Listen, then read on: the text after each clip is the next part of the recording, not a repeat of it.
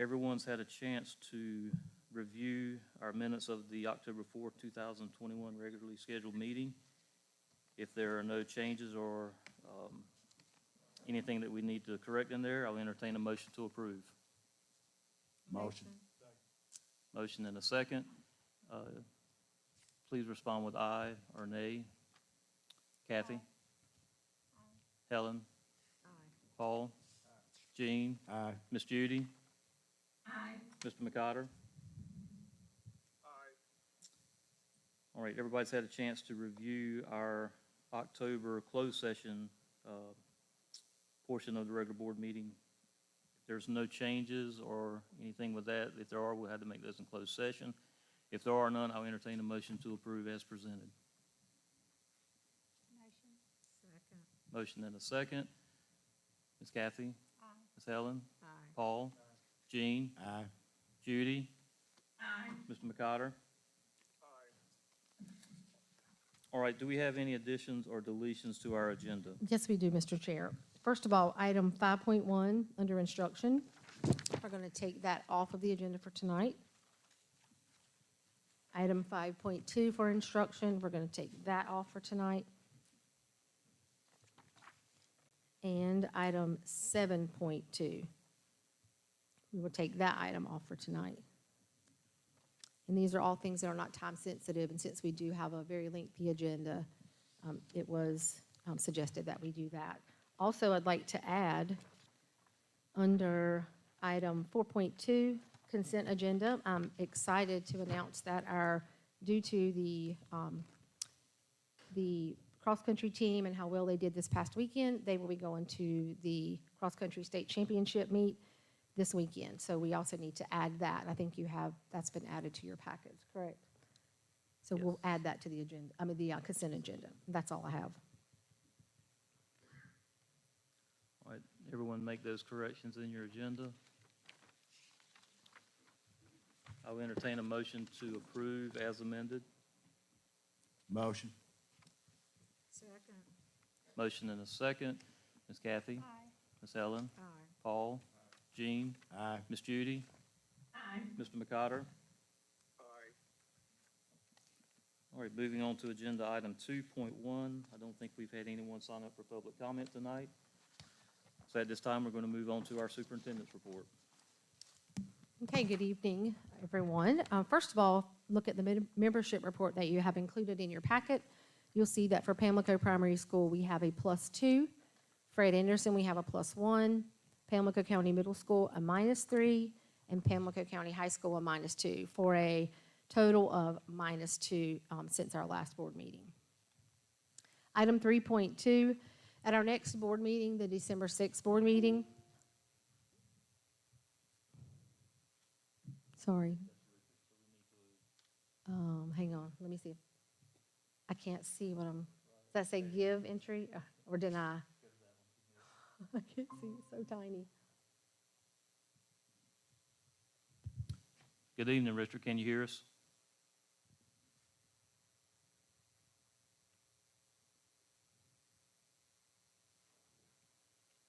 Maybe ask him again. Richard, can you hear us? By the looks of your face, I don't think so.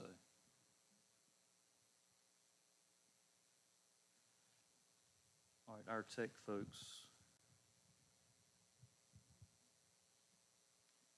Let's move on with our superintendent's report Okay. while we try to figure this out. Maybe somebody can text him and see what's happening.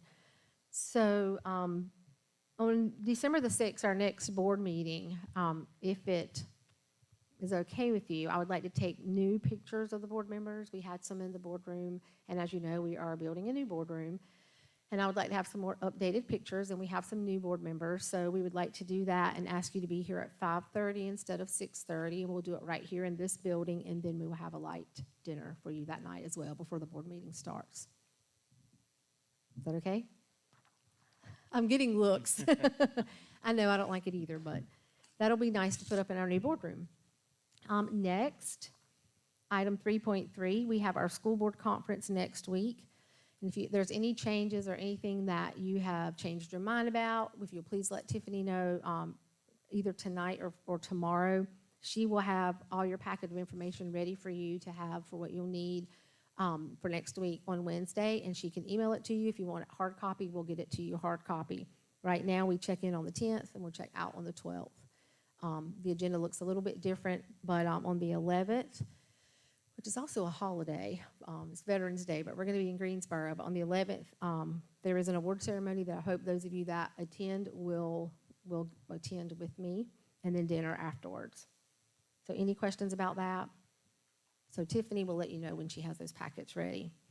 And then with that, I have nothing under miscellaneous. And then I know the principal said they saw how long the agenda was, and they said they were good. They've been very busy. But I want to give y'all one, they're giving me thumbs up. I want to give one last opportunity if any principal has something that they are burning to tell our board members. All right, you sure? All right, that's all I have, Mr. Chairman, thank you. All right, thank you. Richard, can you hear us?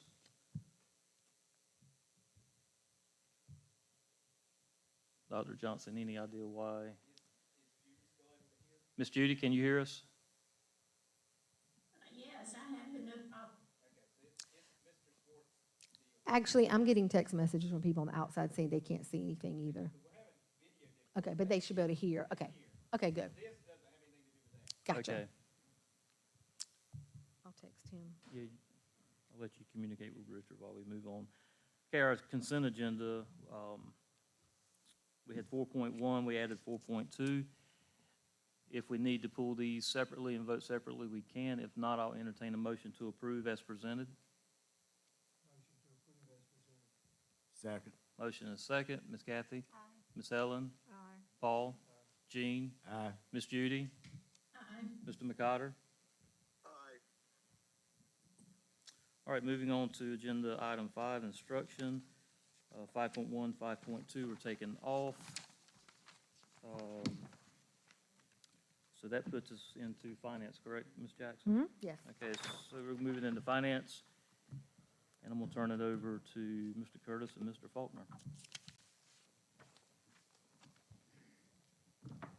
Thank you, Ms. Prescott. I've got a handout that I need to give. This is Wendy Faulkner with the PGA firm of Haywood.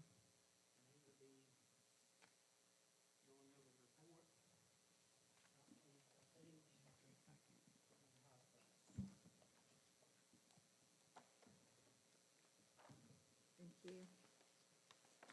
And he will be going over the report. Thank you.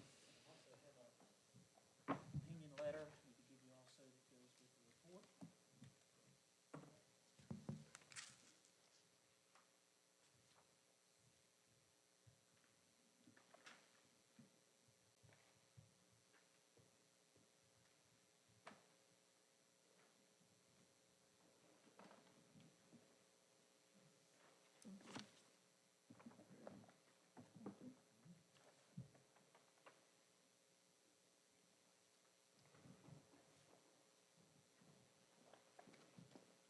All right, thank you, Steve.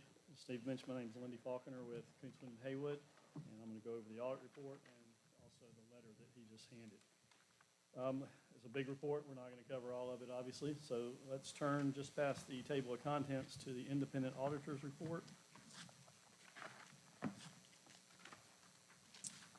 And this is just simply a report that states that we audited the financial statements of Pamlico County Schools as of June 30th, 2021. It talks about management's responsibility for the statements, and then it goes on to talk about the auditor's responsibility, and then it gives the opinions, and in our opinion, these statements are fairly presented. And that's page 1 of the report. Page 2 talks about some required supplementary information. There's some management discussion analysis and some the board's proportionate share of pension and OPEB liability and contributions, which is a required part of the report. There's also some other supplementary information that's presented for additional analysis. And then at the very end is a report on internal control, just simply stating that we've tested the internal control. We're not giving an opinion on the internal control, but our report will show that our compliance worked for the federal and state awards, that we did not find anything out of compliance. So that's basically what the report says. We're going to go over a few statements. So if you'll turn to page 8, which is Exhibit 1. And this is our statement of net position, more commonly known as a balance sheet.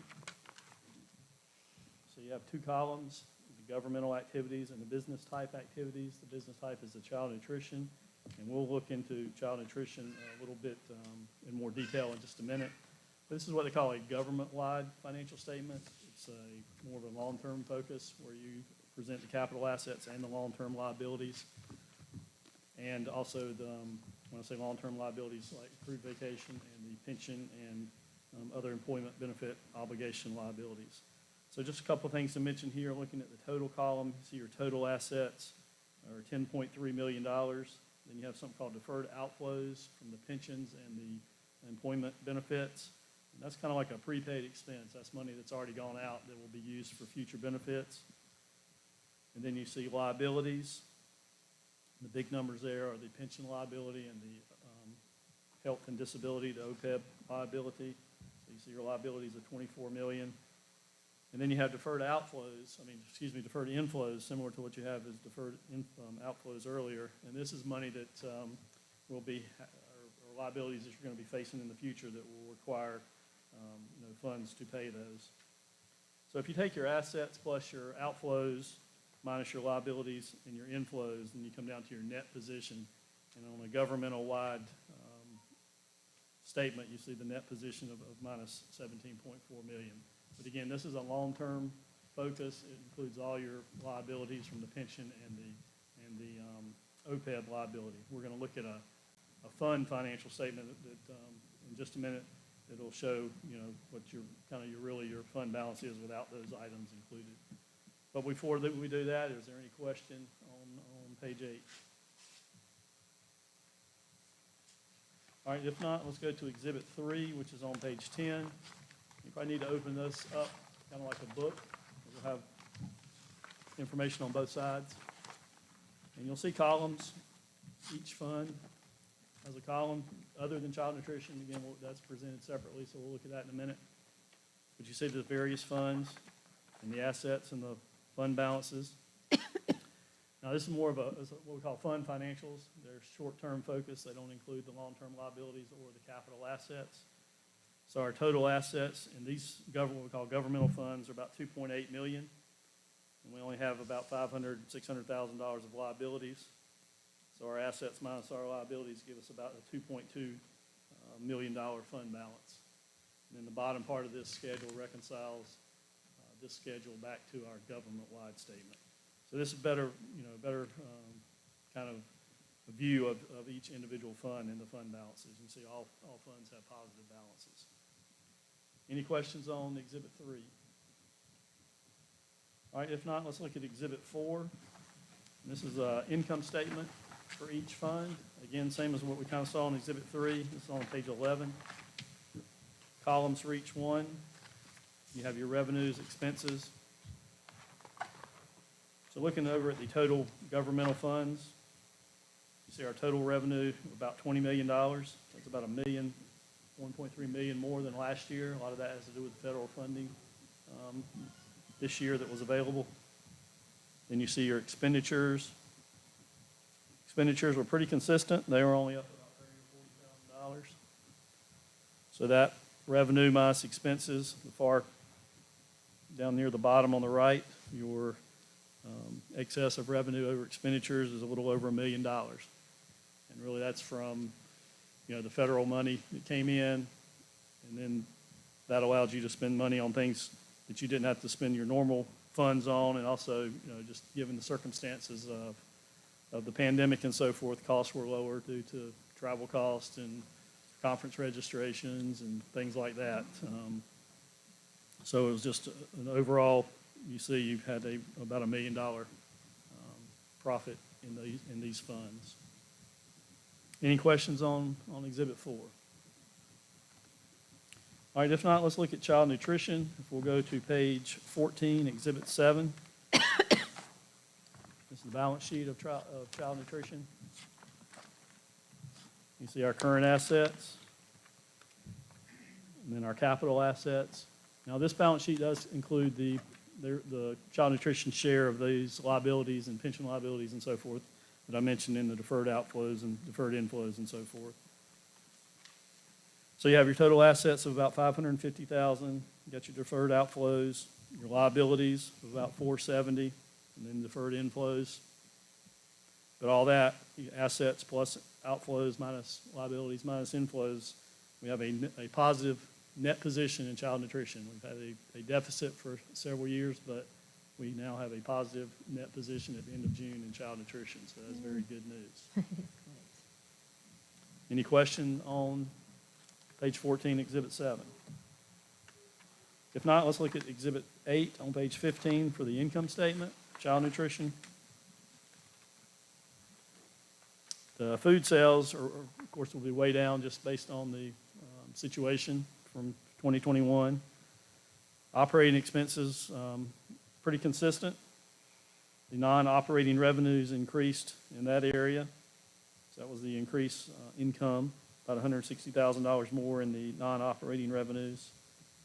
So our operating revenues minus operating expenses plus our non-operating revenues gives us a change in net position of about $183,000. You add that to your beginning deficit net position, and you can see our ending positive net position. So that's the income statement of child nutrition. Any questions on child nutrition? All right, if not, let's go look at a little more detail on some of those funds. So if we'll turn pretty far to the back, all the way to page 51.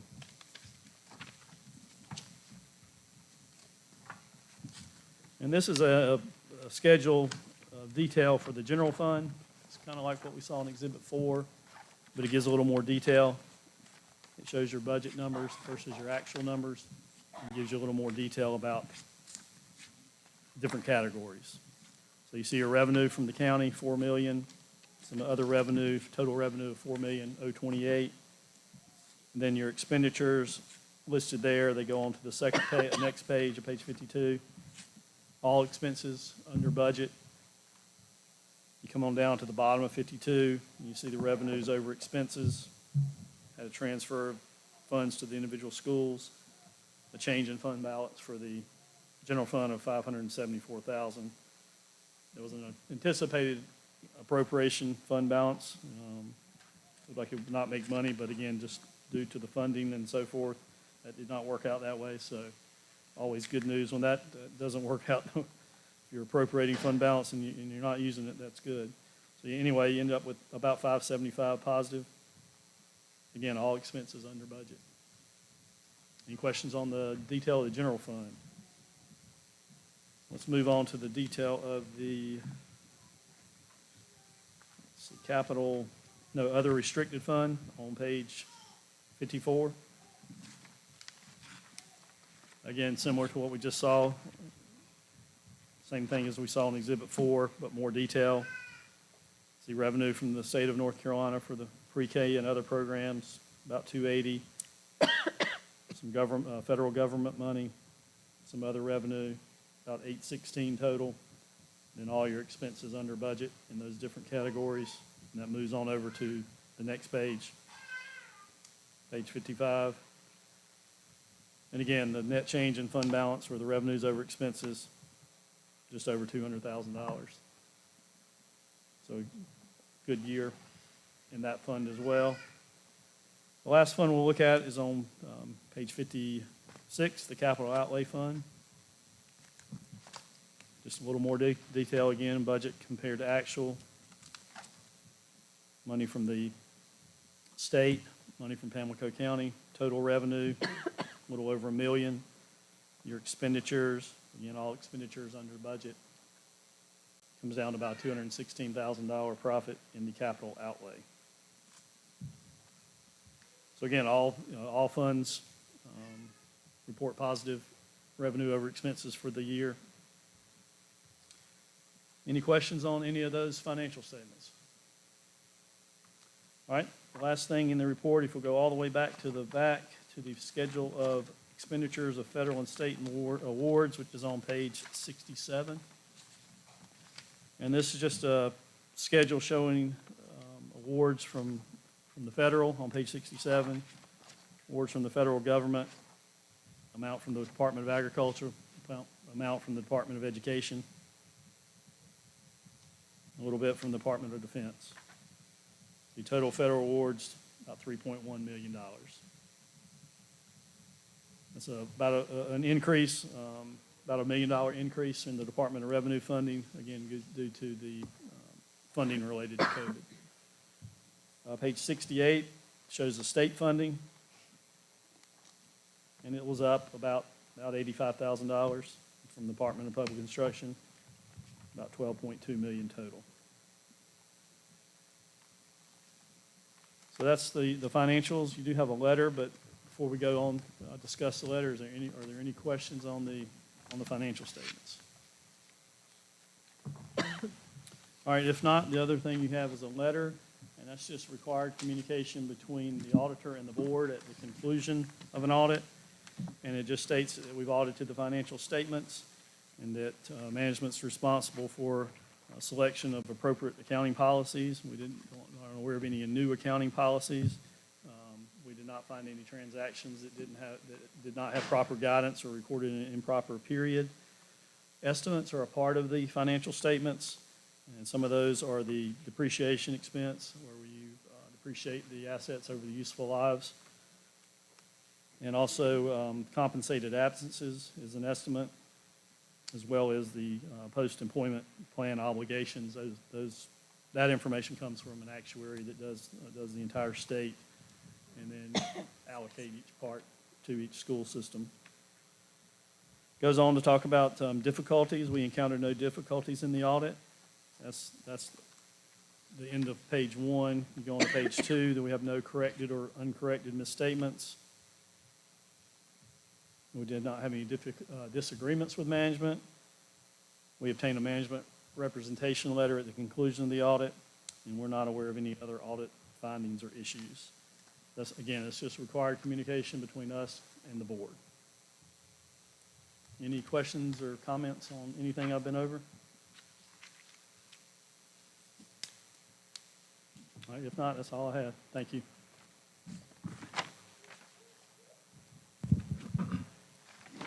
Thank you, Mr. Faulkner.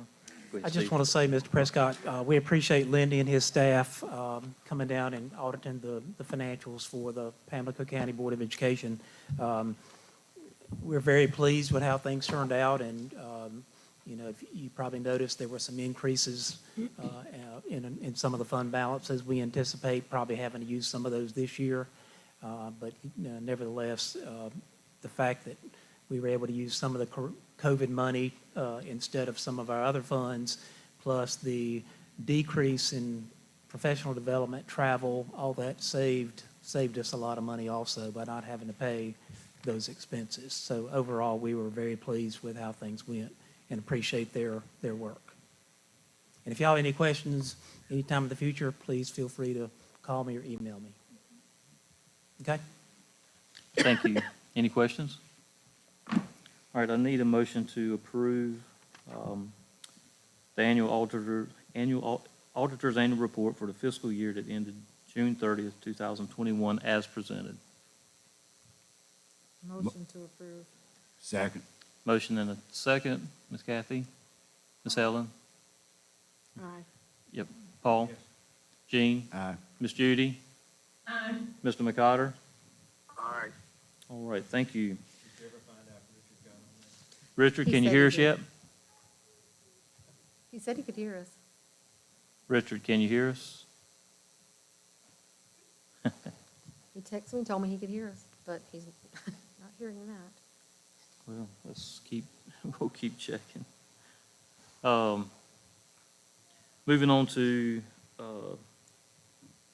Agenda 7, our governance, 7.1, discuss COVID-19 protocols for Pamlico County Schools. So as we know, we have to now discuss this or decide what we're going to do every month. Ms. Jackson, you got any numbers or what? She's texting me. No, that's Richard. okay. I'm just trying to let him know. All right, so as far as our COVID numbers go, as you know, we did implement the mandatory mask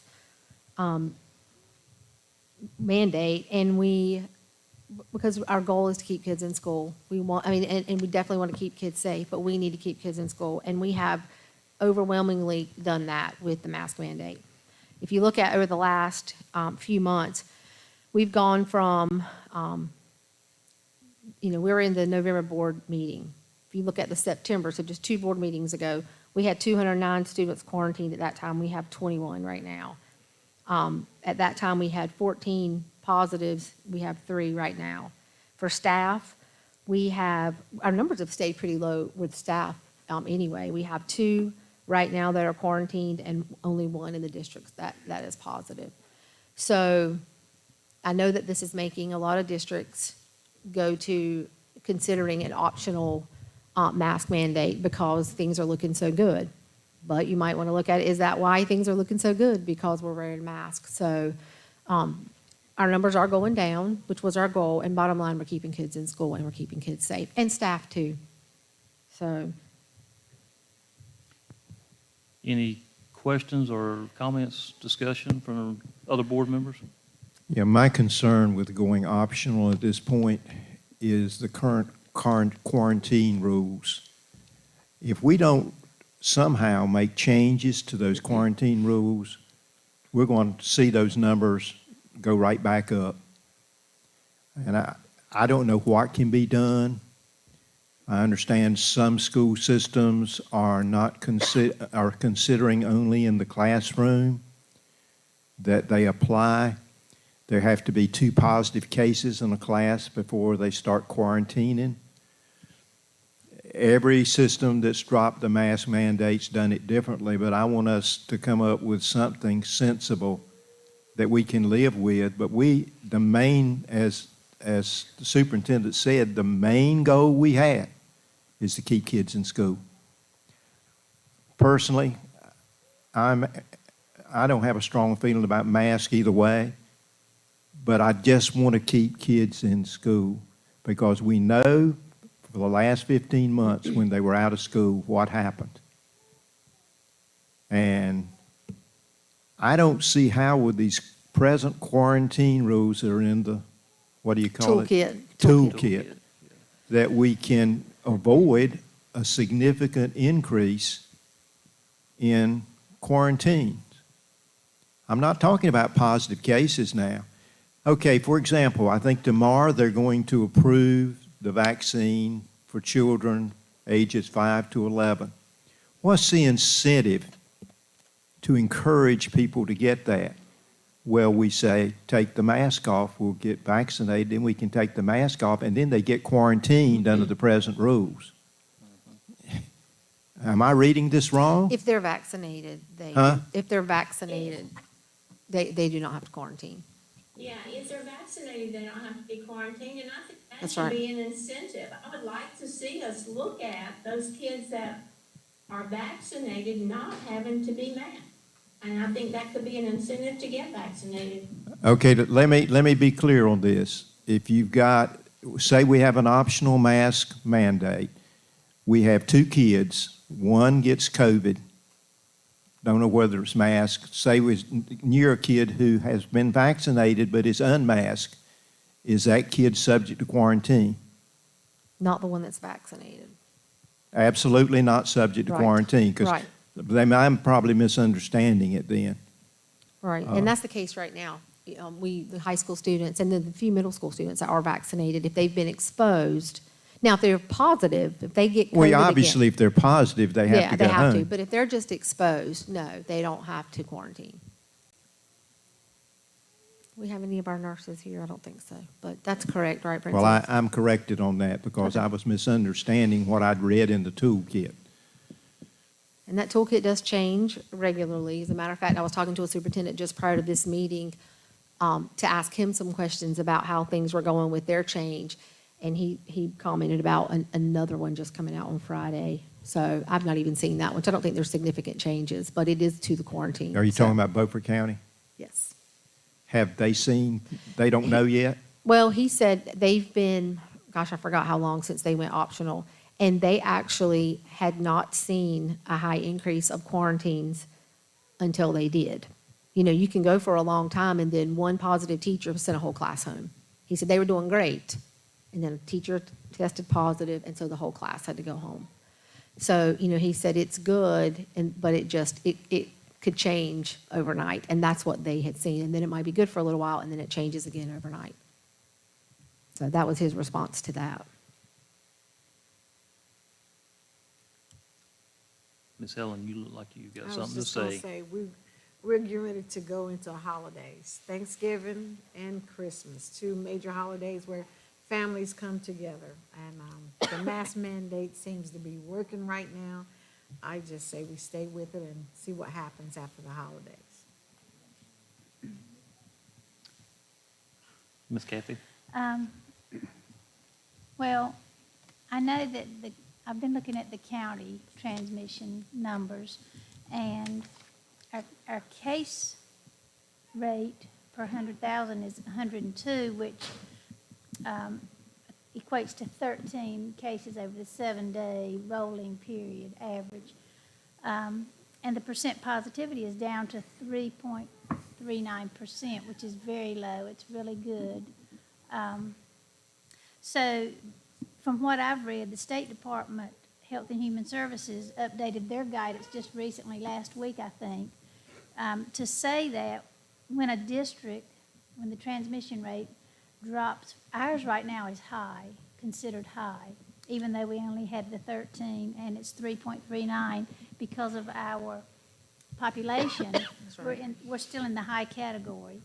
But the Health and Human Services Department said that when a county's transmission rate drops down to moderate or low, then they can go back to optional mask. In order for us to be in the moderate, because in between moderate and high is a substantial, so we've got two categories, but right now we're at 102 for the case rate. We would have to be below 50.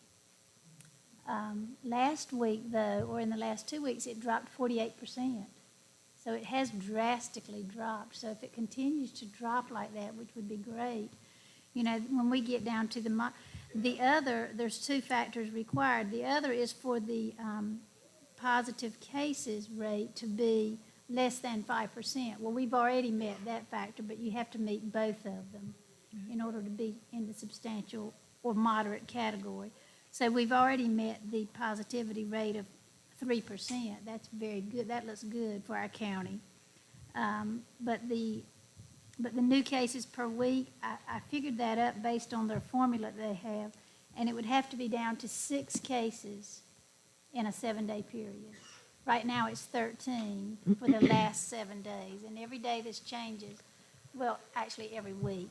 I think they look at it every week. So we're at 13. It has to get down to 6.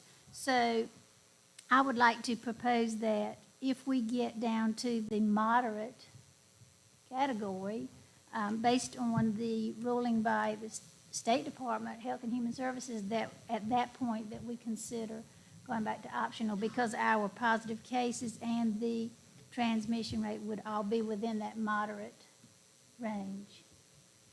So we would meet both factors at that point. I like numbers.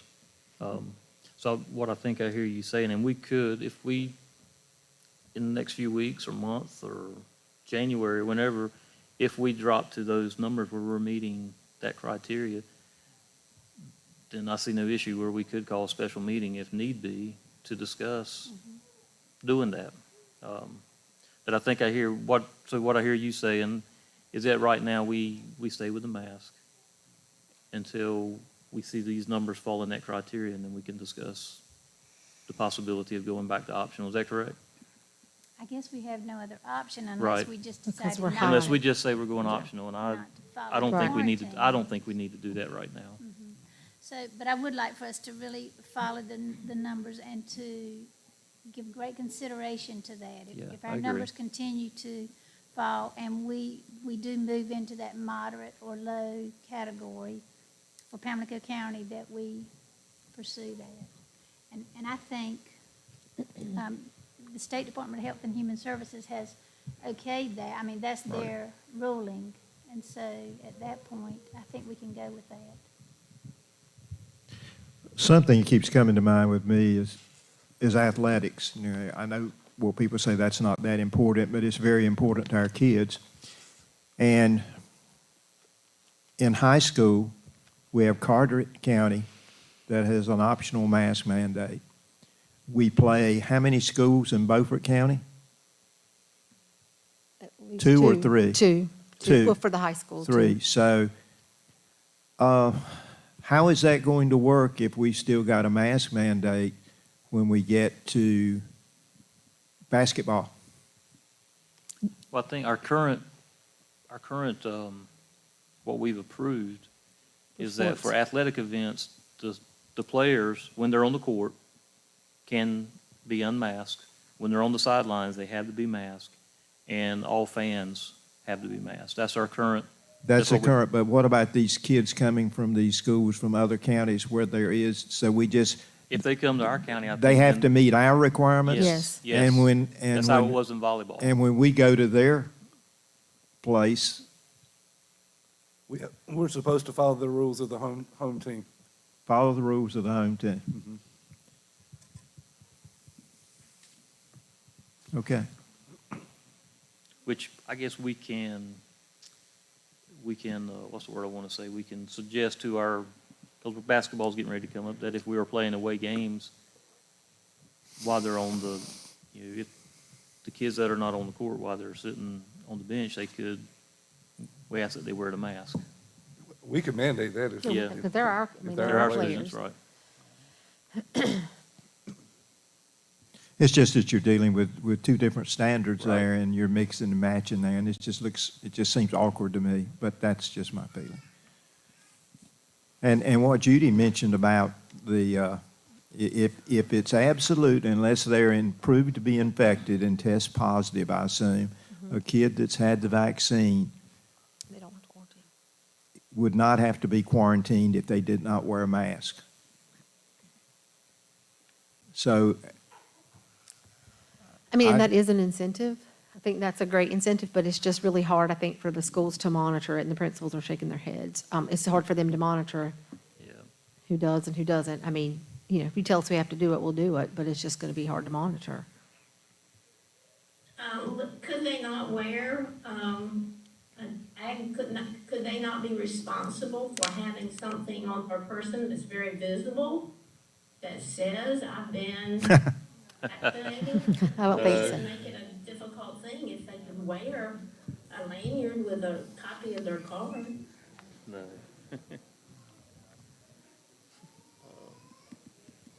Do you don't see the Yeah. dilemma we're in? I think that's something for further study. Yeah, I think right now, Gene, do you have any comments? No, I'm ready to stay Okay. like we are now, and look back Public after we get back after the holidays. Okay. Mr. McCotter, do you have any comments? I support keeping the mask mandate in place as we have right now until we see the numbers come down as was discussed earlier. Okay, so I think the consensus of the board is that we keep things as they are now, and we monitor the numbers. And when we get into that moderate category, the two categories that Ms. Dunbar described very well, when we get into Kathy those, seems to have a really good handle Yeah, on can that. you, I don't, honestly. Ms. Dunbar, can you keep us apprised of the numbers as they? And Okay. Mr. Rice is doing that as well, too, Okay. for the district office, so maybe between the two of you guys. Because with our county being so small, each positive is a lot. I mean, it counts a lot as far as a percentage. So he's keeping an eye on that, too. Because right now, we are high, but it's really because of how small our number is in our county. I think this was what Craven said, the comment they made, was they were waiting to see that big number come down before they considered an optional. And then they are going to call a special meeting. They're not going to wait until the next board meeting. They'll call a special meeting as soon as it hits to have a discussion about it. Yeah, we can do the same. Okay, Yeah, we can do the same. So I think what I'm hearing, that's the consensus of the board. We do have to approve this every month now, so based on the consensus, be glad to entertain a motion that we continue our mask policy as we approved last month. Motion. Second. Have a motion and a second. Ms. Kathy? Aye. Ms. Helen? Aye. Paul? Aye. Jean? Aye. Ms. Judy? Aye. Mr. McCotter? Aye. And I for myself. All right, we'll monitor the numbers, and when we see them get down in those categories, we can call a special meeting. So Ms. Dunbar, Mr. Rice will keep us apprised of those numbers. Thank y'all. 7.2, we have taken that off our agenda. It's not that it's important, it's just we need some more information, and we will bring it back on our December meeting. 7.3, Pamlico County School Board redistricting. I guess I'm going to call him. Can you hear us, Mr. Schwartz? He's texting me, telling me he can hear me, but he's not responding, so And I'm on low battery with Mr. McCotter. I have it here. You want this?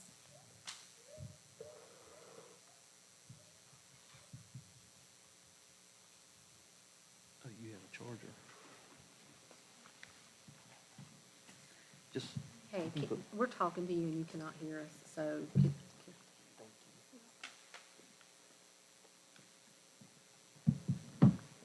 Okay. Okay, thank you. He's gonna come up there. is he gonna reconnect? Yeah, I think he was in. Oh, wow.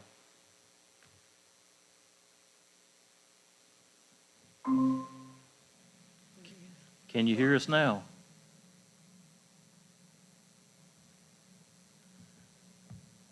He's, He should be able to hear us now. maybe it's his connection. I can hear you. Can you hear me? Yes, we've got you. All right, thank you. Can you hear me? Yes, we can.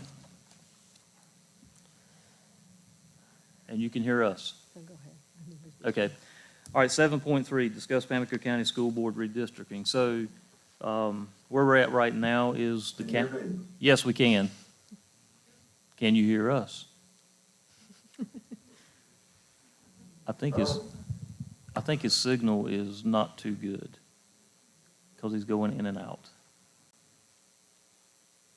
He just froze. Yep, he's frozen. We can just go ahead and talk Yeah. about what we know. So what we know at this time, the county is still looking at several options as to where to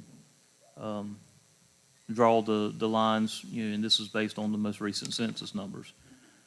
So we can continue to wait, or if we have any suggestions, we can make a decision at any time as to what we want to do. So I'm going to open the floor for discussion by the board. It's my understanding that the county hired a company or consultants to come in and study this and make a decision on it.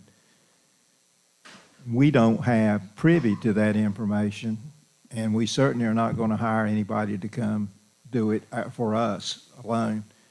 So I don't see where we have any choice but to go along with whatever the county commissioners come up with as districts. That's just my opinion. Others may have different. Any other comments? I see, it's kind of, John, can you hear me? yeah, we can hear you. Can you hear us? Yeah, I can hear you. Did you want me to weigh in on this or tell you Yes. anything? I think at this time we're okay, unless you have something that you Okay. feel like we really need to know. And Paul, as Paul just mentioned, the county, they've hired a consultant to look at numbers, and they're in lines and things, and they're contemplating. I agree with Paul. I think that if we don't, as a small county, if we don't go with what the county decides or the lines that they draw, it's just going to create a lot of confusion. Maybe that's the right word, I'm not sure, but. Yeah, I think the one thing you'd want to make sure of is that you're not, their lines aren't double bunking any of your board members. Okay, What does that mean? and at this time, we don't know because the county has not approved any lines. But what would we do with that, Richard, if Look it, at whatever proposed maps they've got. Right. Richard, Mr. Delamore had a question. But how would we go about drawing different lines from what the county has? I don't quite follow that. Well, you can redistrict yourselves without regard to what the county's doing. Your local act doesn't require that your lines be the same, remain the same. Now, I'm not saying whether that makes sense or not, but I'm just telling you can do that. So based on the information, either we make a decision tonight, or we just continue to wait and see what the county does, and then we make a decision then. I think your Jeff? most important consideration is going to be to find out whether or not you've got two board members that are being double bunked. Okay. Ms. Humphreys, you had a That comment? is, the lines are being, that would be if the lines are being redrawn and it somehow puts your board members, the two board members in the same district. Okay. Ms. Judy, you had a comment? I just think it just seems like it would be very confusing to everyone if the lines were different. Because they never have been different, but that's my take on it.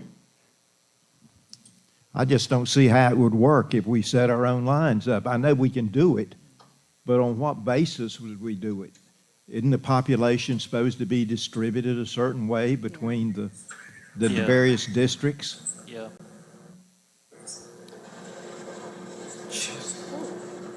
Richard, you are very loud. You've got a lot of background noise.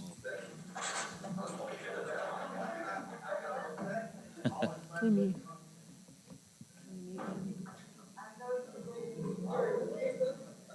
Richard, we're getting a lot of background noise.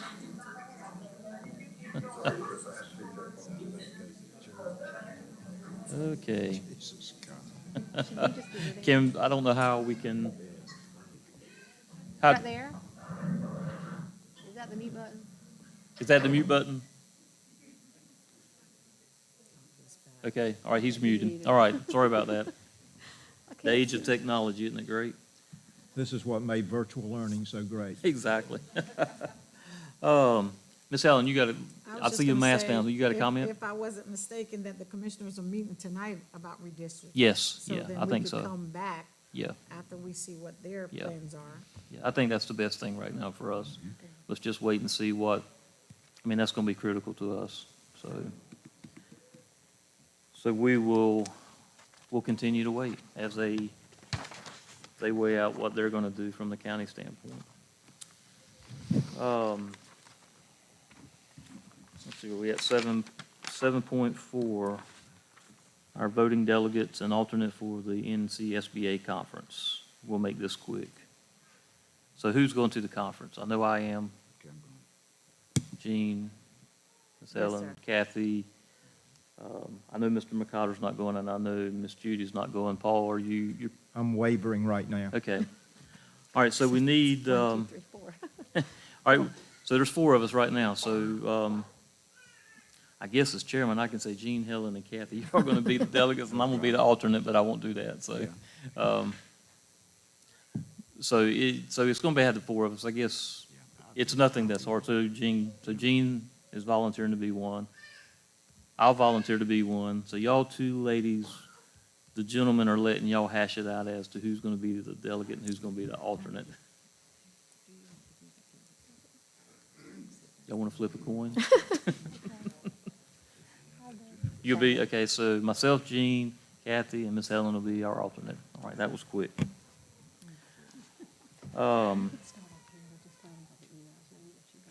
Okay. And then I'll jump in. So we need a motion that says that myself, Jean, and Kathy will serve as voting delegates, and Ms. Helen will serve as an alternate voting delegate on all voting matters during the November 2021 NCSBA Annual Conference. So moved. Second. Have a motion and a second. Ms. Kathy? Aye. Ms. Helen? Aye. Paul? Yes. Jean? Aye. Miss Judy? Aye. Mr. McCotter? Aye. No, for myself, all right. Okay, 7.5. possible revision of the 2021-2022 school year calendar presented by myself. So I'm not sure how many of you have got any emails or teachers have reached out to you. I have. So next Thursday, correct? The 11th. The 11th is Veterans Day, and it's a holiday for all our schools. So other districts have made the 12th what are they calling it? A wellness day. A wellness day for the teachers, and then so that leads right into the weekend. Comments I've got from teachers is that they need it. They are stressed out right now, and it's, with masks and with the quarantines and with the positives and with everything that's going on. I support it, but it's something that the board, we need to discuss if we want to make the 11th a wellness day. 12th. The 12th, I'm sorry, a wellness day, and I'm gonna let Ms. Jackson speak on some other possibilities for Well, that. you may have heard, there are some districts that have already approved this as well as a wellness week, the week of Thanksgiving, for the 2 extra days prior to Thanksgiving break. However, they have received an email from the State Board Chair, Eric Davis, saying that you can't just give people the day off, employees. So we had to consider that when we decided if we were going to keep this on the agenda or not. Looking at the calendar, as you know, when we do our approved calendar for the school year, we go well above the number of hours that we have to provide instructionally, which really helps us in the event that school is canceled due to snow or a hurricane or something like that. So that's why the last several years, we've not had to use a lot of makeup days, because we had over the required number of hours. And then the worst case scenario is if we don't have any days to make up, we have extra instructional time, which, that's great. It just helps our students to get more of, like you just said, probably what they missed last year and some of the year before. So with that, we are more than 26 hours above what's required for the state. So that's about almost 5 days, 4 to 5 days of instruction. So this would not impede at all the number of student hours. And what other districts are doing to get around that is that will be a remote work day for teachers. So teachers and staff will have something that they will have to do that will go along with World Kindness Day. Being very kind to yourself will be the requirement.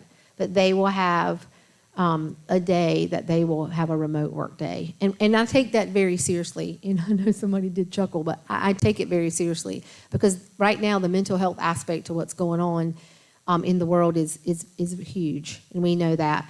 And while it is so important for our students' mental health, y'all, it's so important for our teachers too, and our administration and all of the staff, all the classified folks, the bus drivers, just everybody, cafeteria staff, custodians, everybody.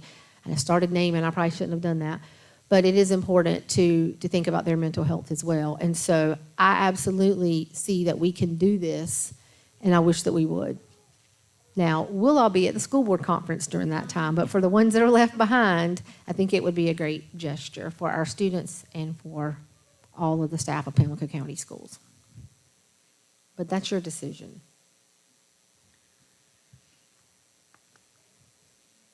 You got a comment, Ms. Kathy? I'm thinking. Okay. So basically what we're doing is saying we're going to give a day off. We've talked a lot about, the reason we're keeping the mask is because we want to keep students in school, and how much we don't like the remote learning and all of that. And I understand. I love our teachers and all of our staff. I worked in the schools for all my career, so I understand the stress, and I understand all of that. I've felt that, been there many times.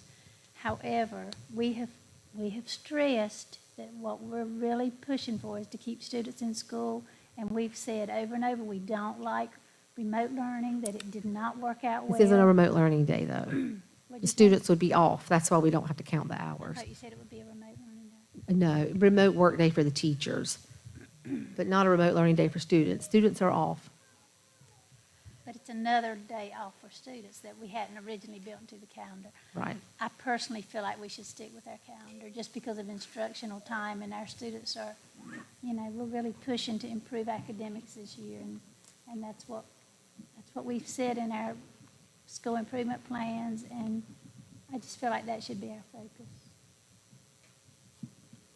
All right, But I y'all do know that I'm gonna understand- ask the rest of you I to- do understand the stress and the mental health. I understand all that, and I respect and I sympathize with them, empathize, whatever the correct word And I is. will say, to add to that too, and this is not a reason for doing it, but being off on a Thursday and coming back on a Friday, we've already had a very large number of staff members, as well as we're anticipating students that won't be here on that day.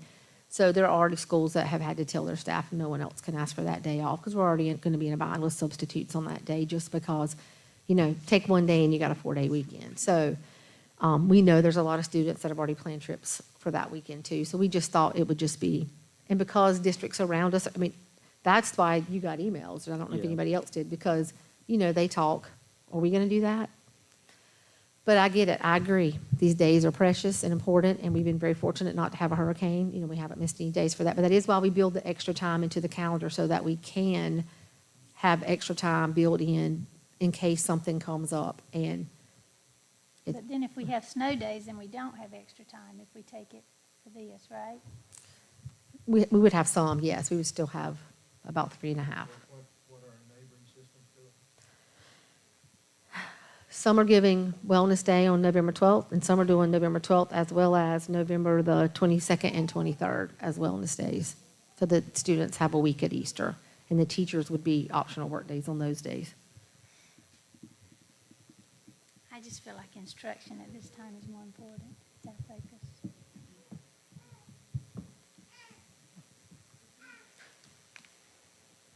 It is absolutely, like I said, it's your decision. Yes, so we can have no action, or we can have action, Good to but I vote. kind of need the consensus of everybody. Look, I'd like to say for the stress and mental health of the teachers, let's give them a break. Okay, Ms. Ellen? I vote yes for the day off. Okay. I can, I respect her decision, how she feels, but I can also say that I have been aware of a lot of students that are going through mental issues. So for me, it's a yes. Ms. Judy? Well, I walked in a lot, and I guess I agree with that, but I also understand, the need for, the break, and if a lot of people take it away, which they may, then that kind of makes me sway that way as well. We'll see how I vote if it comes to it. Okay. And if you want to reach out Miss- to the principals and ask them how, if they have a larger number taken off, that's up to you. Mr. McCotter, have you heard the discussion on this? For the most part, yes, and I think considering the stressful nature of what we've been going through, all of us, but especially the teachers and the students, I think it would be warranted to consider the Wellness Day as a break. Okay. So I think what I'm hearing is to make 12th a Wellness Day and not leave the following week like it is, or do we want to do, what was it, the 12th and then the? 22nd, 23rd, we can just leave that. Because, you know, with knowing now, we checked the number of hours just prior to this meeting. Okay. So it would be, And, you know, while it's important for every school, I will say this. My biggest concern is with the high school, because it's a semester. I feel like with the other schools, they have the whole year to kind of catch up. So we did check with the high school principal today to see what implications that would have for them. And when we went to mandatory masking, we changed the high school schedule because we felt like it was important to not, even though we think the Cane's lunch is such a wonderful concept, every single day, we felt like, you know, again, keeping these kids safe and in school was more important. So we changed the schedule, and that put, I think, 15 minutes, 10 to 15 minutes additional in every single period. And so if you add that times every single day, that really is a lot of additional instructional time that they're getting this semester. We hope next semester we can go back to a regular schedule where we have Cane's lunch, but for right now, they're getting additional instructional time. So again, I felt a little bit more justified in doing it in that regard too for this semester. Okay, so what has been discussed would be the 12th, which is next Friday.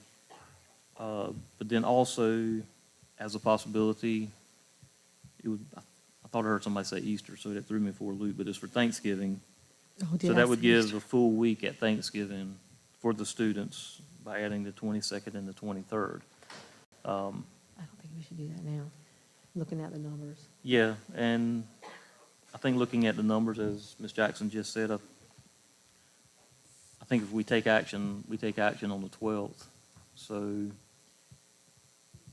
I can entertain a motion to approve the 12th as a wellness day. And if there's no motion made by the board, then we'll move on in our agenda. The attorney's texted me too, because I guess he can't speak I now. think we muted Richard. Are you, Yeah. You're unmuted. I just texted you. okay, I was, part of that discussion I couldn't hear. Are you proposing this only for students or also for employees? For both.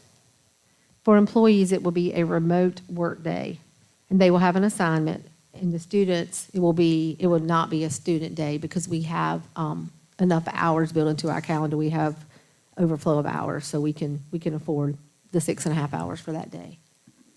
Okay, and what about classified employees? Same thing. It's a remote day for everybody. And they'll all have an assignment. Okay.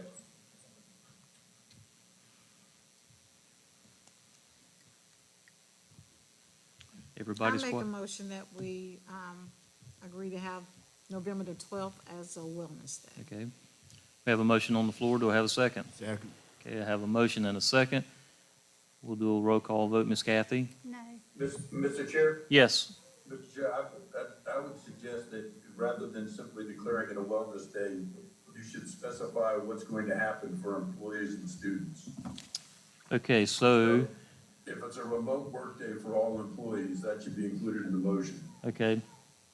So the motion can read that approve November 12th as a wellness day. Staff will have a remote work day. Students will have it as a holiday. Or what would we call it? You can call it a student wellness day off. Okay, student wellness day. Okay. So Ms. Helen, is that your motion? My motion is that the November the 12th be a remote work day for the employees, and November the 12th be a student wellness day. Okay. Is your second stay, Second, Mr. yes. Dudley? Okay, is that okay, Richard? Mr. Chair, Yes. if I might suggest, in order to avoid any question about violating the emoluments clause of the Constitution, it should probably say that it's a remote work day with assignments for all employees. Okay. Ms. Helen, can we add that to your It's a motion? remote work day With for assignments. assignments for all employees. Okay. Tiffany, have you got that? All right, you're great. Okay, Mr. Dudley? Yes. All right, so we have a motion and a second. Kathy? No. Ms. Helen? Yes. Mr. Delamore? Pass for right now. Mr. Dudley? Yes. Ms. Judy? Yes, Mr. McCotter? Yes. And myself, yes. I vote with Kathy on this. Okay, so it's a 5-2 vote. Motion carries. All right, we're moving on to agenda item 7.6. Earlier this month, we received a request per board policy for the Pamlico County Branch Unit 5429 of the NAACP to be added to our agenda. Hold on, Ms. Robinson. Also, the request was to make some comments, and we decided to, instead of public comment, we decided to allow comments to be made during the agenda. So at this time, I'm going to ask Ms. Mosley Jones and Mr. Pearsall, I think y'all were the two that want to speak. You can come to the podium. No, we have decided that we want to hear your statements with the request first, and kind of staying with the policy with public comment. Our policy typically allows 3 minutes, but we're going to allow 3 to 5 minutes for both of you to speak. So at this time, you can come to the podium and please make your comments.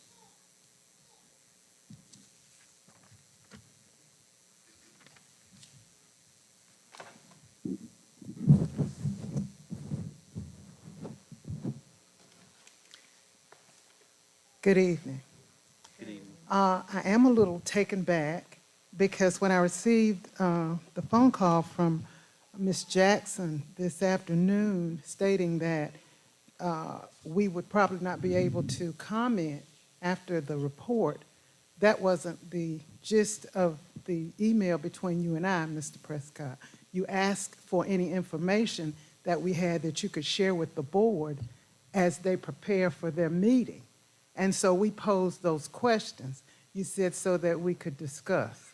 And so it wasn't until this evening, about 5 o'clock, that I was told that we would not have an opportunity. It should be public address, which we felt it was not public address. And now I did ask the superintendent, could we comment after we got the report of the information that we requested? So now I'm told that we have to make our comments, which is a little awkward because our comments were going to be based on your data that you provided to us. But nevertheless, we'll proceed. First, I want to say thank you all so much for this opportunity. Thank you to Chairman Prescott, to Ms. Jackson, and the board members for allowing us to be on the agenda tonight. Well, let me begin by saying that I'm standing here before you tonight. This is not about me, nor the NAACP. We are here because of the children in the Pamlico County School District, of which this board has been elected to represent and uphold what is best for them. We have no personal agenda, we have no smoking guns or any wrenches to hurl. We just want to make sure that every opportunity is provided for all the children in Pamlico County School System, regardless of race, color, or creed, because it is the right thing to do. And that's the only thing that we're really concerned about.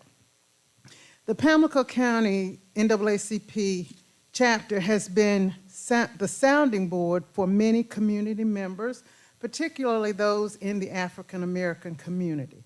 Lately, we have received several concerns regarding the lack of diversity in the Pamlico County school system.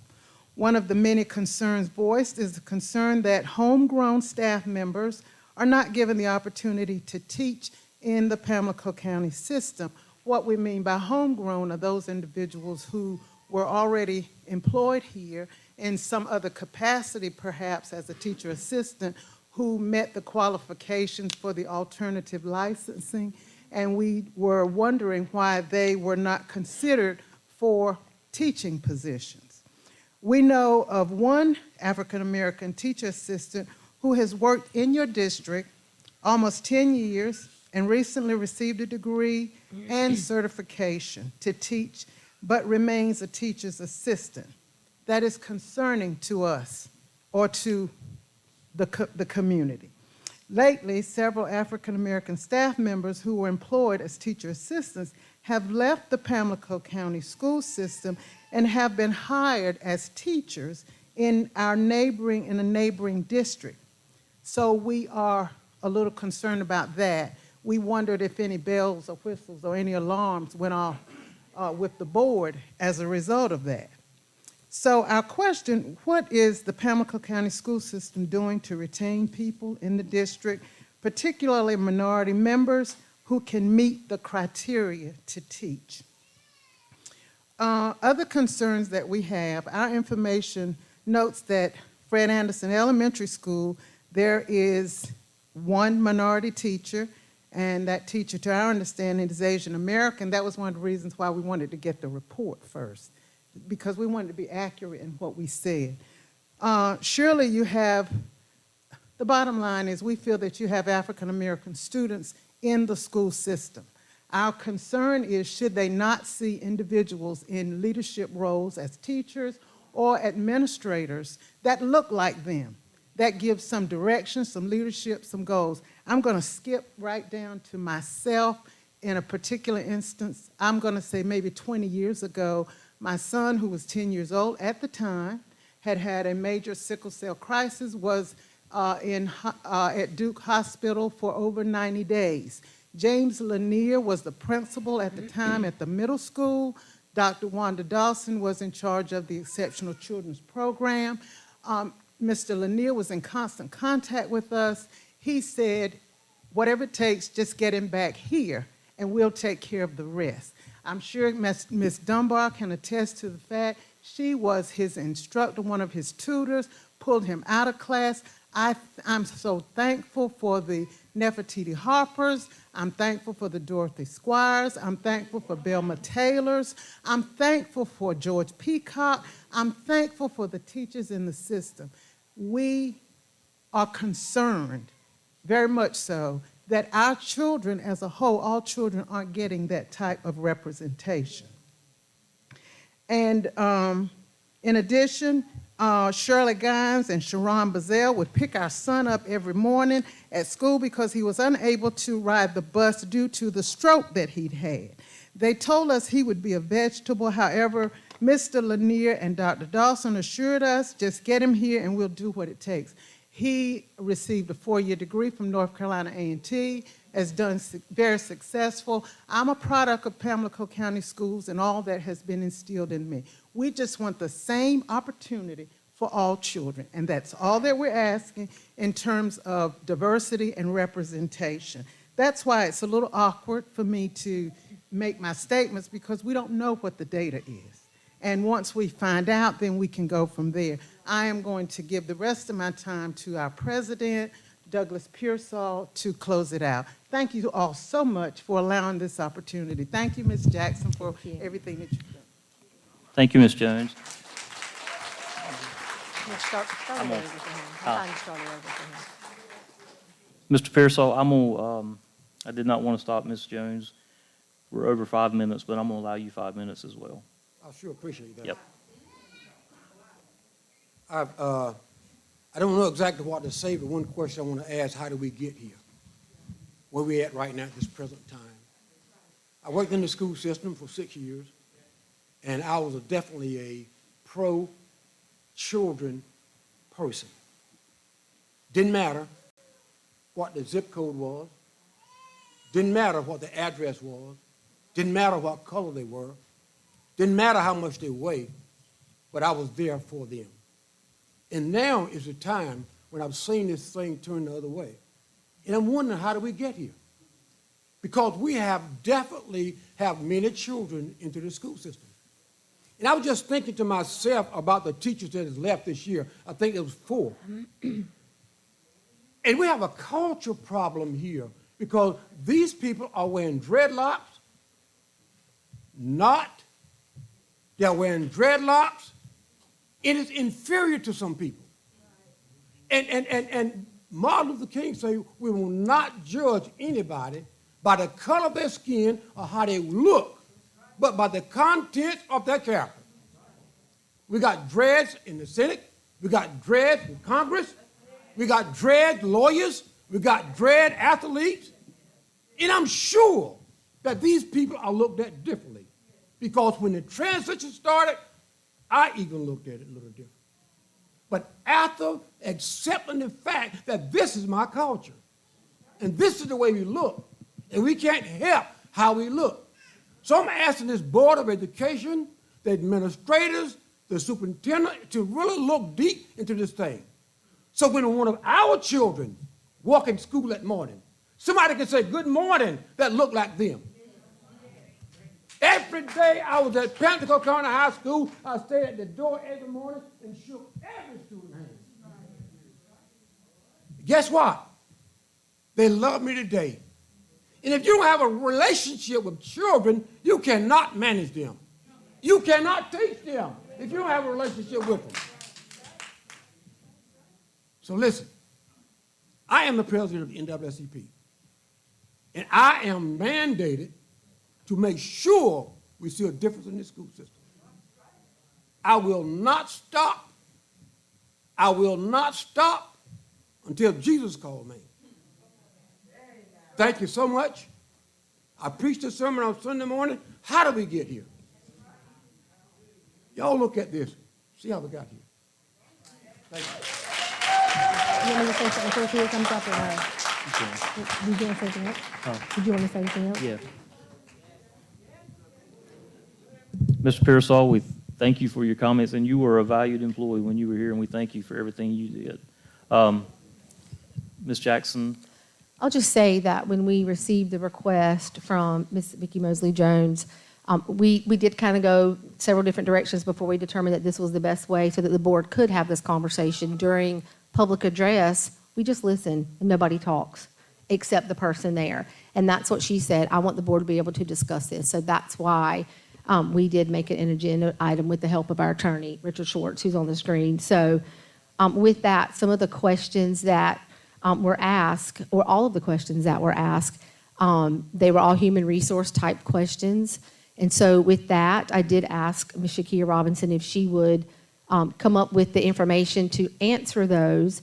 And then also when she's done, Dr. Irvin Patrick is going to be coming. He's our new community outreach, equity, and school improvement director, because we do know that, and I think, Mr. Pearsall, I think, when you say, how did we get here, I think you'll see, I don't think we're quite where you think we are as far as numbers, but we're going to,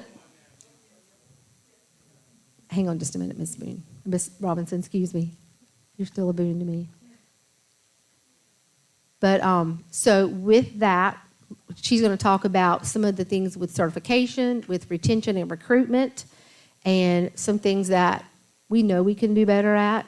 And in talking with superintendents and all the district around us, we all agree on that. And then Dr. Patrick's going to follow up with some statistics that I think will help you with what you were looking for too. So with that, Ms. Robinson. 5 minutes. She gets all the time she needs. Yeah, this is her presentation. So Wade. Ms. Robinson, you have the floor. Let's continue. Thank you, Ms. Jackson. Thank you, Board You're Chair. Welcome. I do want to say to everyone here present, we do recognize that there is an issue with diversity, and we are hoping to work with you all, everyone in the community, to address the issues that we do have related to diversifying our staff. With that being said, I am prepared to answer the questions that were posed, and the very first question that we had: what are your recruitment and retention plan as it relates to hiring minority teachers, administrators, particularly as it relates to African Americans? Related to recruitment, the Pamlico County Schools District has always attended the spring education fairs and the career fairs of all colleges and universities across the state. Our recruitment efforts do include historically black colleges and universities, or what we call HBCUs. HBCUs we do visit include the Career and Graduate Fair at Elizabeth City State University, the Career Fair at Fayetteville State University, and the Education Fair at North Carolina A&T University. We also attend the Education Career Fair at the University of North Carolina at Pembroke, and that university has a large population of Native American and American Indian students.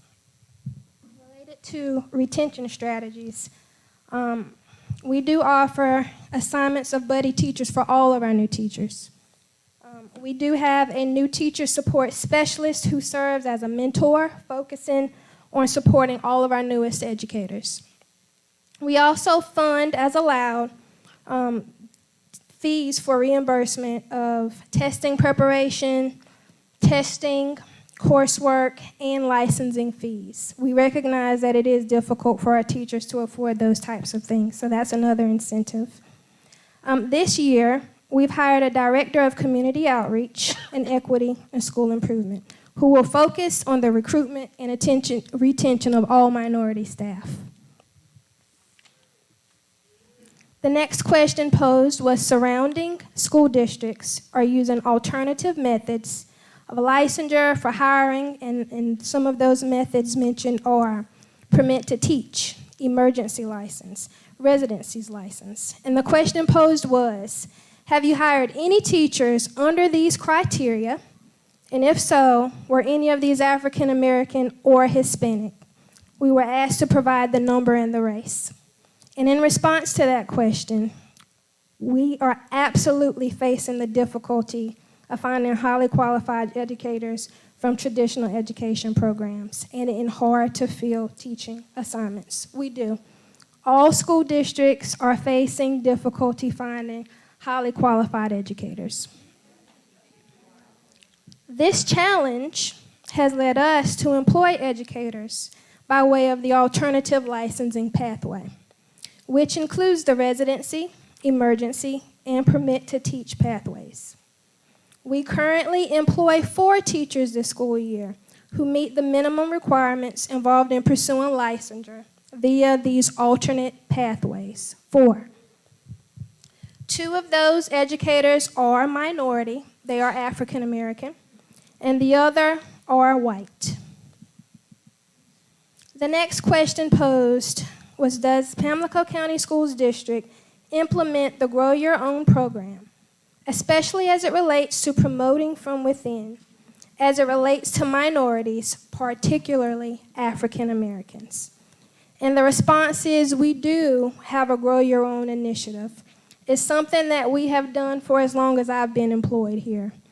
The initiative is our effort to educate and encourage our classified staff members to pursue careers in teacher education.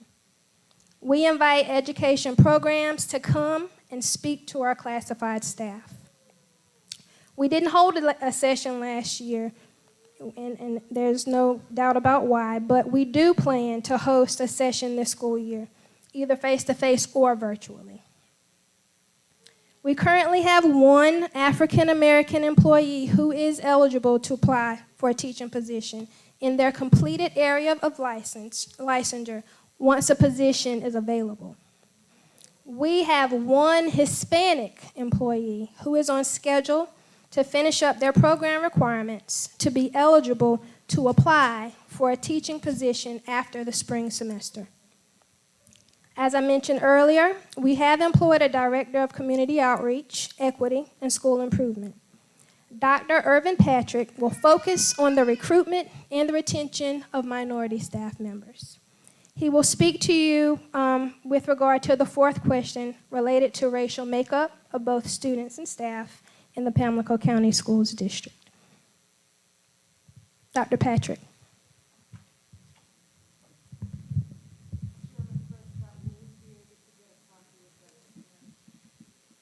That's fine.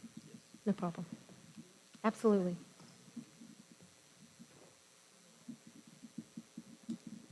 Good evening, and to echo the sentiment of Mrs. Robinson, we do have some challenges when it comes to recruiting staff members of color or minorities in the school system. And if I may, if I can just kind of turn and see you, board, with no disrespect. I came from a neighboring county, and we had similar issues. But we have to know it's going to take all of us working together for a solution to overcome this. Thank you for your presence here tonight, and I do hope that this opens dialogue. I do hope that we can reach out to you and schedule some dates and times that we can come together in the future for us to come up with a solution to this issue, to this problem.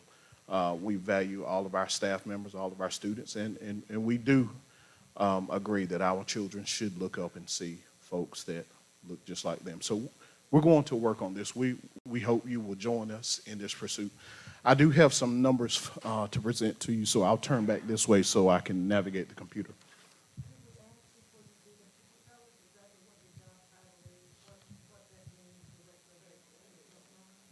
Director of Community Outreach is the first part of my job title.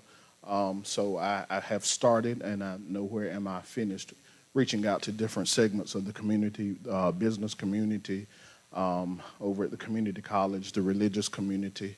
Like I said, I've only been here a few months, so I'm still learning lots of things. I'm still learning lots of the stakeholders here in the county. And I do look forward to getting out and meeting and working with more. As far as the equity goes, I'll be looking at equity in two different areas. We have student equity and also the equity amongst our staff here in the district. School improvement, state mandates that we have school improvement plans, that the district has a strategic plan to basically aid in its improvement and forward progress. And that's another one of the areas that I cover for the county. Yes, sir, I will. Okay. Yes. So when we look at our student numbers, particularly African American students, we have a total of 218 black students in Pamlico County schools, and that is roughly 18.08% of our overall student population. The day that I pulled these numbers last Friday, we had an approximate total of 1,206 students in Pamlico County schools. So when I come over to teachers, if we're just looking at particularly African American students, we have 12 African American teachers across the county, and a total of 110 teachers. So doing the math and coming up with a percentage, that gives us approximately 10.91% of our staff is African American. And this is our teaching or our instructional staff only. This number does not include support staff, custodians, bus drivers, cafeteria. This is only our instructional staff. When we look at administrators, this being school level administrators, district level administrators, we have a total of 20, and of that number, 5 are African American, and that percentage is 25%. Now, there are some other numbers. We have, obviously we have Asian population, Hispanic, American Indian, 2 or more races, Native Hawaiian, Pacific Islander. But the focus here tonight was on the African American community. I have a breakdown across the board of all of our races, and I will be glad to provide that to the school board. And if the group here tonight would like that information, whoever our contact is, we can get that to you and can be disseminated across the group. Okay. I have their information. Okay. All right. We'll get that information out. Okay. Do you have it broken down by school? Because they did ask for it by school as well. Yes. Okay. By school. So if we look at Pamlico Primary School, I'll give you the student numbers, and then I will follow up and give you teacher and administrator numbers. So for Pamlico Primary School, there are 56 black students.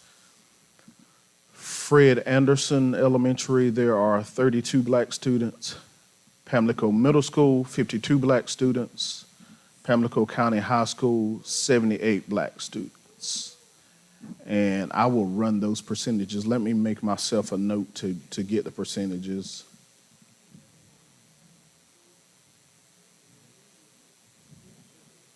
Okay. All right. As far as the teachers go, African American teachers go, at Pamlico Primary, we have 1 black teacher. Pamlico County Middle School, we have 4. Pamlico County High School, we have 7 for a total of 12 black teachers. Fred Anderson, we don't have any at Fred Anderson.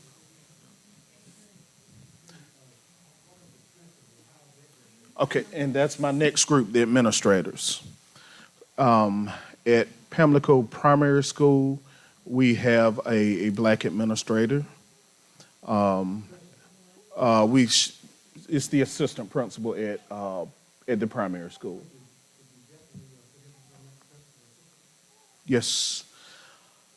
Pamlico County Middle School, we have one black assistant principal. And at the LEA level, at the district office, we have 3 black administrators in the central office for a total of 5 across the district.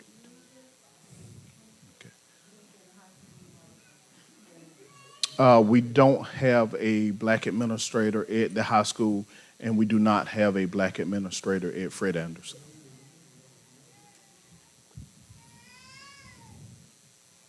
So,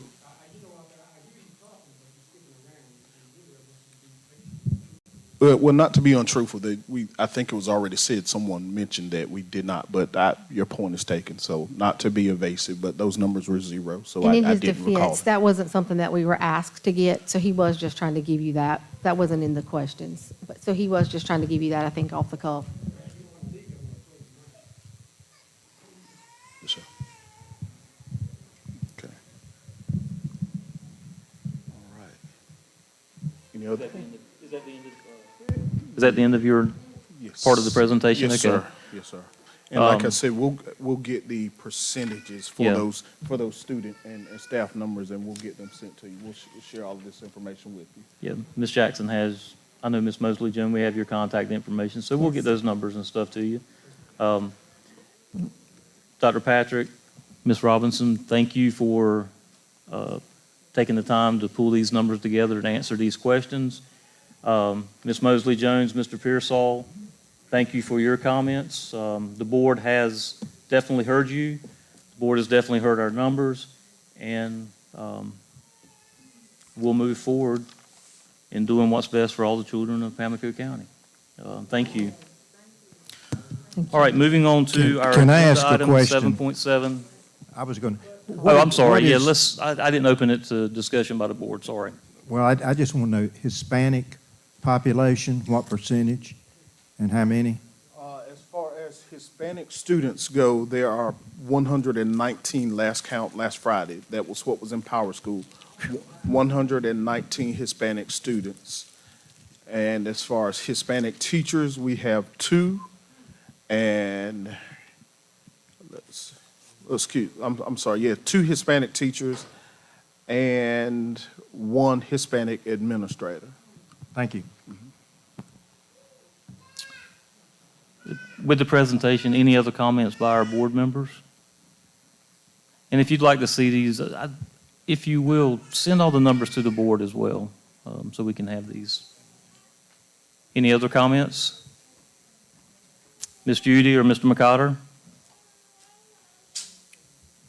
All right. Again, thank you for your time tonight. Moving on to agenda item 7.7. This is a discussion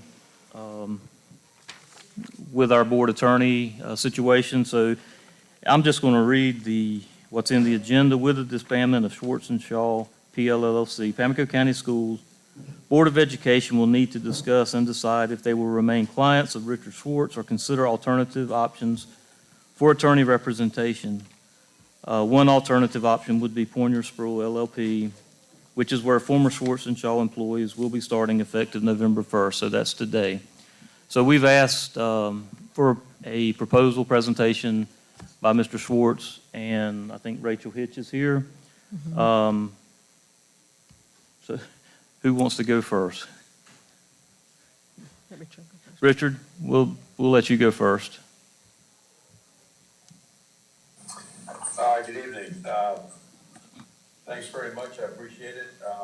And first thing I want to say is I'm sorry that you're having to make this choice. And I apologize for having to put you through that. I am in the process of adding people to the firm. Don't have any announcements I can make to you yet, but I am in the process of doing that. And would very much appreciate it if you would stick with us and enjoy being your attorney for, I don't even know how long. It's been at least 25 years, I think. Longer. Probably longer, yeah. Paul would probably know. But in any event, very much enjoyed the working relationship and would like to continue to offer you the same great service that I think we've provided for a long time. So we just appreciate your consideration of that and would like to continue on. All right, thank you. Thank you, Richard. Rachel, I'll allow you, you can come to the podium.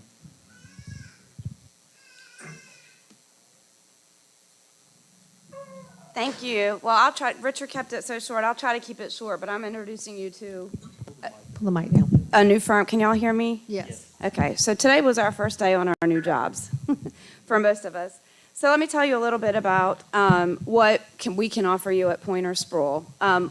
As Richard said, we have, I don't think that it came through, I'm not sure that you all know, but let me just reiterate that we've actually had 9 attorneys from Schwartz & Shaw who've gone to Pointer Sproul. And it's the same people who, it's the best of both worlds for you at Pointer because it's the numbers to be able to handle the amount of work that you have plus other clients. But it's the same people who have already been doing your work, except for Richard. So we have, for example, Brian Shaw, who's been coming down here for years, decades, working with this board. We have me. I started coming to Pamlico County in 2002. So the history and the experience and the relationship with your folks is there, even though Pointer Sproul would be a new home for the folks that you've previously worked with. Also on our team, we have, for example, Rachel Nicholas and Dr. Amy Clay. They work on the EC team with me. Dr. Amy Clay has in addition to having a law license, she has a doctorate in school psychology, which makes her invaluable in special ed cases. Rebecca Williams has also gone to Pointer. She does all of your bond forfeiture and vehicle forfeitures, or has done them. And so she has the relationships with your clerks in your county courthouse and things like that. And she actually tracks whether or not she's paying for herself and whether or not your fees and what you're recovering on bond forfeitures are actually covering what you're paying for her to go, just to make sure that we're keeping you cost effective. Katie Cornetto has gone to Pointer Sproul with us. She is the former attorney for the State Board of Education. Laura Crumpler has gone with us. She's got 40 plus years as an attorney, many of them in the Attorney General's office working in the education section. So it's the numbers there that you need to make sure that people are available for you and can be here for you to meet your needs. But the great thing about it is that it's the same people that you're used to working with. I would add that there are some other people at Pointer that we think are peripheral. They're not people you've worked with before, but that might be able to add value to the services that can be provided for you legally. One of them is a gentleman named Eddie Spees. He's been a lawyer for almost 50 years, also worked in the Attorney General's office, and Eddie does North Carolina School Board's trust work. So if you are a member of the School Board's trust, which you have been, the fact that Pointer Sproul gets hired by the School Board's trust to do defense means that you would no longer have to either make a choice between keeping the attorney you're used to working with or having coverage for the lawsuits that you have. So we think that would be a benefit for you. Also, there are some cost efficiencies that we think that we can offer. I'm not sure how Rich is going to bill you, but Pointer Sproul is willing to bill you at the same rate that Schwartz & Shaw was billing you, but we bill in 1/10 of an hour increments. So if someone from your office needs to pick up the phone and call us for 6 minutes, they pay for 6 minutes instead of paying for 15 minutes.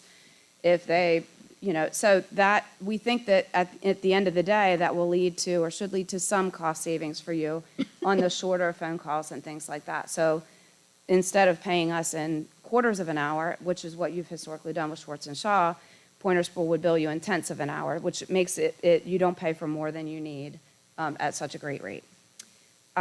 So having said all that, of course, I'd be happy to entertain questions.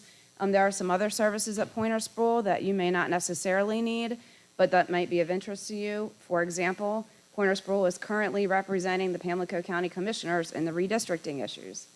So there's an immigration section at Pointer Sproul. So for things that don't come up all the time in education law, but are very, very, very specialized, or that you might touch on every once in a while, those resources would also be available to us. They have a cybersecurity section and things like that. So just to introduce you to our new home and our new office space, but just to remind you that we are the same people that have already been doing your work, some of us for many, many years.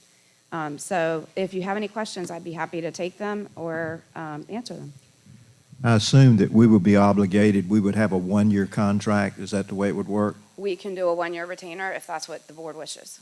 Is that what we've already done, always done in the past, or what? You actually have no current signed contract with Schwartz & Shaw.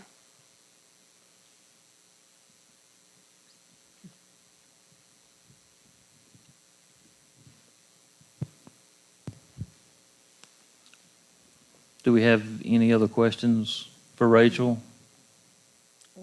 Or Richard? Yes. Either Miss Judy or Mr. McCotter, do you have any questions? No questions. Okay. Miss Judy, I'm just checking to make, okay. I don't have a question. Okay, all right. May I just say one more thing, Mr. McCotter? I just want to thank the board for the opportunity to speak to you and be here tonight, and for the years of work, no matter what your decision you make. Mr. McCotter, you had a comment? Yes, I would just, we have an unfortunate situation that happens in families, and this has been a good family that has worked together well for a long time, and I would like to thank both sides on this, and it's just an unfortunate family situation. Thank you. Thank you, Mr. McCotter. All right. I guess to allow for the board to, be comfortable with discussion, I guess is a good way to put it. Rachel, if you and Richard could leave the meeting. Sure. To allow us to do that. And Richard, I think when we come out of closed session and I don't think we have anything that we'll need attorney for in closed session. So at the conclusion of the meeting, either tonight or tomorrow morning, whichever is best for y'all, I will give both of you a call. Okay? Thank you so All much. right, thank you. All right, thank you. Thank you, Richard.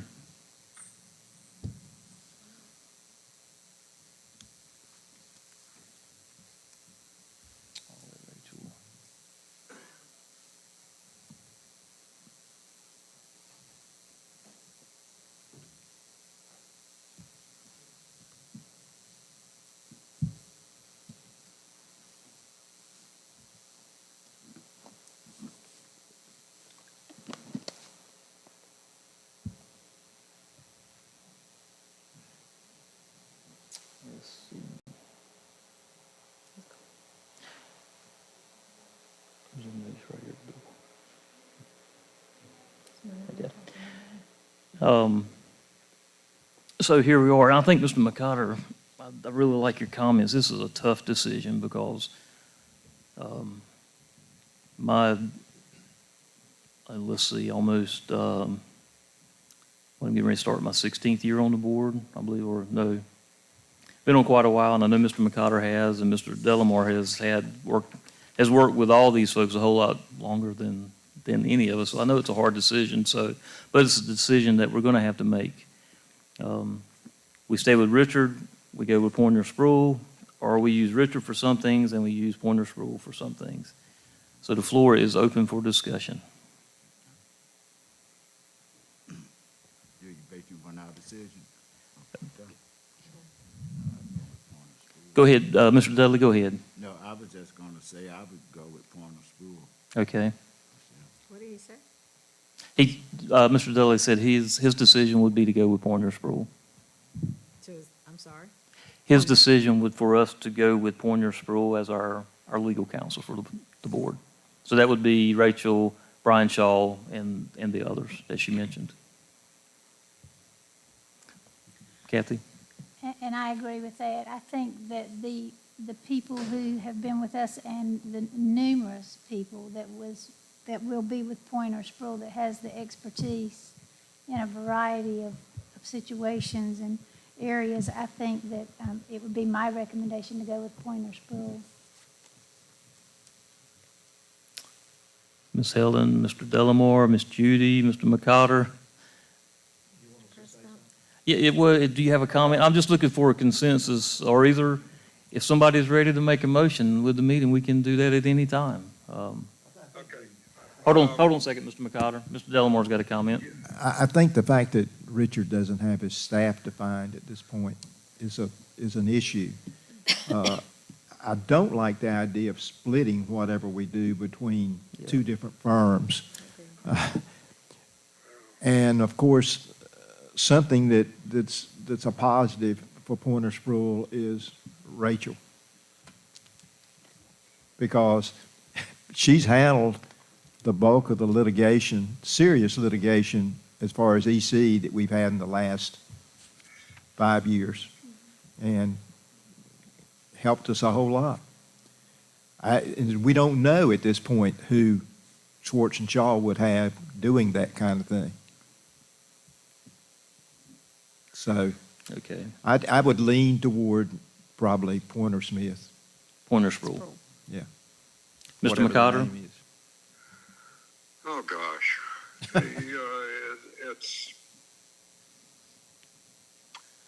This is a little bit difficult. I remember when Ben Hallwell was the board attorney, but I don't think Ben wants that job anymore. And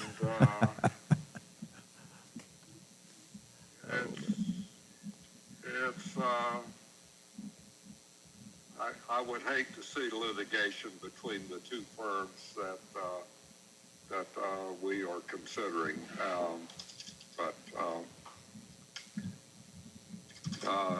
I'm just having a lot of angst over this, and I'll pass it back to y'all. Okay. Ms. Judy, you have any comments? I think that the only entity we know is Schwartz himself. And it seems to me that whole list of attorneys that is going to be with Pointer are significant, and I go Pointer. Okay. Ms. Helen? Well, I've been on the board for 2 years, and I like Mr. Schwartz, I like Ms. Rachel, but I like what she brings. She brings a lot with her. Yeah. So for me, I'm going with Pointer Sproul. Okay. All right, so I've heard from everyone. So we can, we'll sit here all night until someone makes a motion as to which way we should go, and then I'll call for a second and a vote.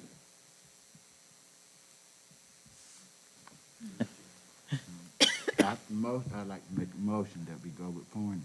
Okay, we have a motion on the floor to, decision to go with Pointer Sproul as our legal counsel.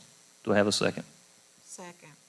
Okay, I have a motion and a second. At this time, I'll call for a roll call vote. Kathy? Aye. Ms. Helen? Aye. Mr. Delamore? Yes. Jean? Aye. Ms. Judy? Aye. Mr. McCotter?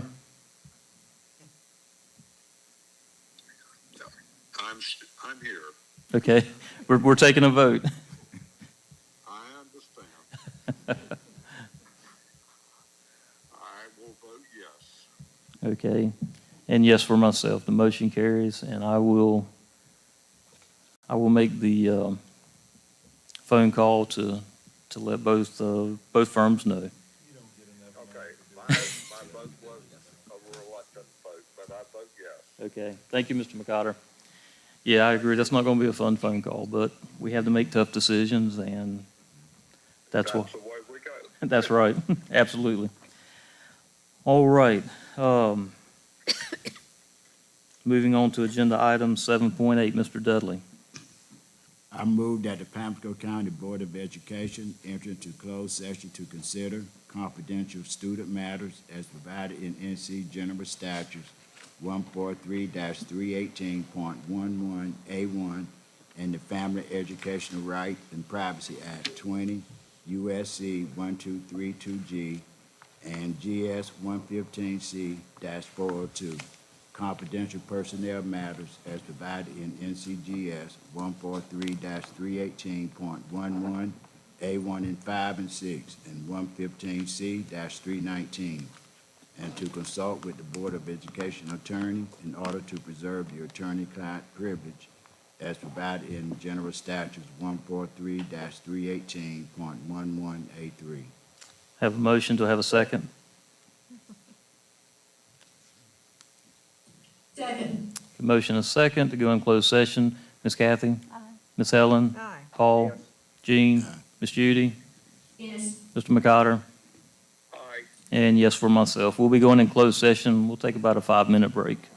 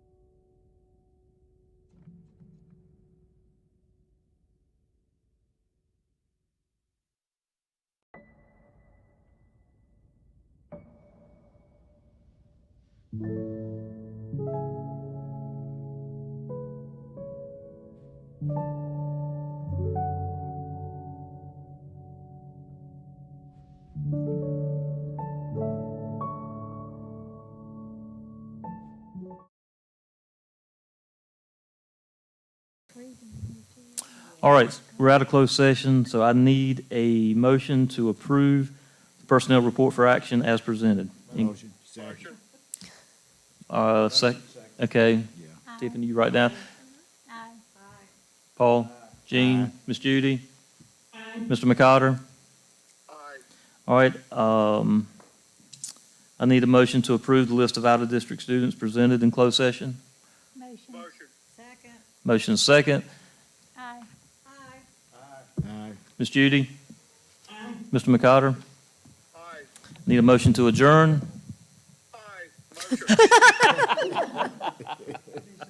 He said aye. Motion. Hold on. All right, we got a motion. Do I have a second? Second. All right, motion is second. Miss Kathy, Miss Helen, Paul, Jean, Miss Judy, Mr. McCotter? All right, thank y'all. We are adjourned. This was Do you want to keep these copies of the, thank you.